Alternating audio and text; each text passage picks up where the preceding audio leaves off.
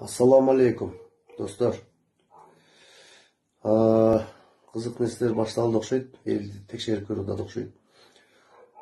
Бул депутаттар, бул чоңдор, атка минерлер элди мындай кичине караңгыраак ойлойт да. Элдер мындай токпейилдүүлүк кылып, бийликке жулунбай жүрсө, ойлойт да булар мындай неграмотный, сабатсыз деп ойлойт да. Алаканга салганда көрүнүп турат да. Кыргызстандын саясаты, ким кандай бизнес кылып атат, ким кандай оокат кылып атат, ким эмне деп сөз сүйлөп атат, кимдин ички дүйнөсү кандай даже. Не деп сүйлөйт деге чейин биле турган элдер бар. Билебиз ошондой экенин. Өтө тамыр жайып кеткен да мына бийлик 2010 кийин алмашкандан эч да өзгөрүү болгон жок. 2010-жылдагы тополоң жабылып кетти, жабылуу аяк жабылуу болчу. Андан кийинки тендерлер, кечеки пандемияда келген $650 миллион 400 миллионго жакыны келди деп атат. Бул дагы жабылуу болуп, жабылып кете турган болуп турат. Өтө көп мына бийликтин шиши толуп, эми мындай президент деген бир нерсени ачканы барып, лента кыркканы барганда сурайт да мындай. Могул здания канча кетти дейт да, мисалы үчүн. Мынанча миллион кетти десе, ошол мурда куруп жүргөн болсо үй айтыш керек. Эмнеге мындай кетти? Бир жолу болсо дагычы. Өтө эле кымбатка бүтүптүр го. Мен курганмы мындай нерсени деп айтыш керек да мындай президент деген. Анан бардыгы лентаны кырып коюп, указка менен баягы жасала турган иштерди мындай болот деп көрсөтүп койсо эле тымпый унчукпай келет. Мага президенттин кылган иши вообще жакпайт. Атамбаевтан баштап, Отунбаева, азыркы Жээнбеков, мен как саясатчы эмесмин, саясатка сасыкка кирбейм мен. Сындайм.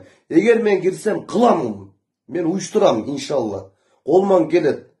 Мына кылып аткан райондун акимдери болобу, шаардын мэрлери бирде да таң калбайм мен. Себеби мен уюштуруучумун. Мен 20 жылдан бери концерт уюштуруп келдим. Бул акча менен кылып коюш оңой. Акчасы жок нерселерди жасап уюштуруп келгенбиз. Ошон үчүн Садыр Жапаров мына арам бийликтин бардыгын ачып отургузат деп коркуп атат, бардыгычы. Титиреп атышат бар жогу. Ошон үчүн каршы болуп атышат. Ошон үчүн туугандар бекем туралы, эл менен эсептешсин. Биринчи жолу мен мисалы Бороновду шайлаган эмесмин, Абылгазиевди шайлаган эмесмин. Ошо баш ээ тургандарды, кукулаларды премьер кылып алып, анан ошолорду башкарып отурат да. Эми биздин айтканыбыз болот, элдин айтканы. Бийлик биз менен эсептешет, эл мененчи. Жалпы эл менен эсептешебиз. Эсептешесиңер. Биз дагы адамбыз. Биз дагы силер менен ушу замандашпыз. Силердин доордо жашап атабыз. Силер жыргап жашап атасыңар, көрүп атабыз. Минген машинеңерди, жашаган хан сарайыңарды. Биз дагы ошондой жашагыбыз келет. Бирок андай арам жол менен эмес. Пешене тер менен арыганда 70-ке чыкканда, 60-ка чыкканда эптеп септеп болобу жашайбызбы? Бирок адал оокат менен. Көзүңөрдү ачкыла, депутаттар. Канат баякы ким эле чүйдөн моңка жер саткан, здание саткан. Өтө эки жүздүү адам да булчу, көз ойноп. Көзүнөн да билинип турат кимдин кандай экеничи. Депутаттар жогорку кеңештеги, силер мындай акылыңар көп нерсеге жетпей, силер себеби акчанын артынан түшүп психологияңарга дүйнө менен бийлик нерген олтуруп калган. Жүрөгүңөр карайган. Бизге окшоп кааласаңар мен үйүмө келип бир күн мен менен жашап көргүлө, кандай жашайм, не кылам, не жумуш кылам. Чыдабайсыңар, сразу качып кетип каласыңарчы. Адал оокат менен жашагыла, эртең акыретте жооп бересиңер. Акыйкатты айткыла. Садыр Жапаровга жардам бергиле. Азыр жардам берип калсаңар, берип калгыла. Эртең түрмөдө отурганыңарда кеч болуп калат.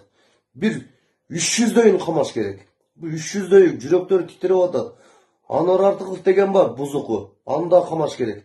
Артта туруп алып, эчтекени билбеген болуп, камерага түшпөй, ишти кылам деп ойлоп атат алчы. Анысы адашат алчы. Камала турган кечеги ошол нерселер бардыгы туура камалды. Барып ушул милицияны, СМБны, УКМК акбакты басып алгандар туура камалды. Каалаган эле басып албайт. Эми элдин айтканы болот, биздин айтканыбыз болот. Биз купулубузга толгон, башчы келет.